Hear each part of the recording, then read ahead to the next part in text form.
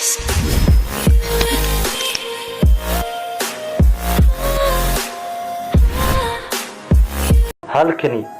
waa janalka Abuukar Maxamuud Aadan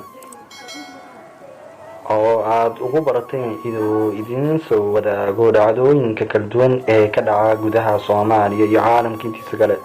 sidoo kale qisooyinka jaceylka iyo dadka caanka ayaa ka marnayn inuu idin soo gudbiyo.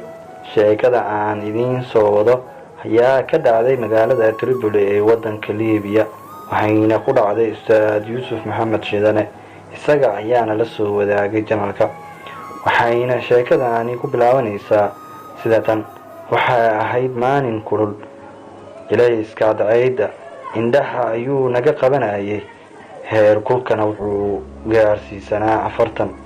waxaan dhex musheexayay magaalada Tripoli ee caasimadda Liibiya si aan neecaw wanaagsan u soo qaato fagaaraha caanka ah ee aadka u quruxda badan ee loo yaqaano al-Sahra al-Qadraa.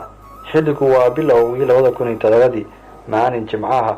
waxaan dhaahiga saaray gabar aan isri Somali waan milicsaday gabadha kadib cabaar kadib gabadhii oo xaggayga u soo ruleynayso si qof magiladoon ah.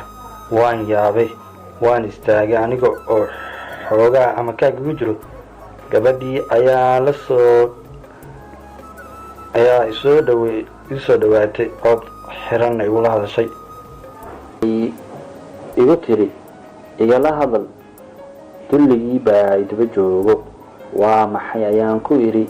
isla markii waxaa meel luuq ah ka soo baxay ninkii gaaban oo calool weyn, qamiis jilbaha joogana xiran. ninkaasi wuxuu ku qeylinaayay af carabi si xoogan. iyo gabadha madow, istaag. waxaan ku iri si dabacsan, maxaa ka rabtaa?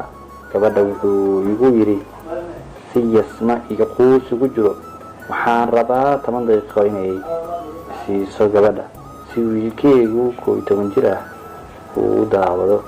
sababta qof sidaasi u madow misana sidaasi u gaaban weligiis muusan arkin. wiilkeygu waa inay aqbashaa rabitaanka cunugeyga, lacagna waan siinayaa ayuu yiri. gabadha halkaa ayay qaracan la fadhidaa. waxa uu ninka ka rabana ma fahamsano.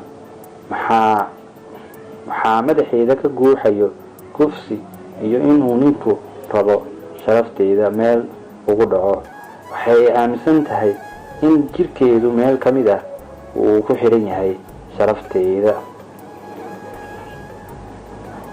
balse waxaan u sheegay in wiil uu ninku dhalay doonayo inuu daawado. gabadhii marna way qosashaa marna way qoysaa, waxayna isku dartay qosol gariir iyo ilin.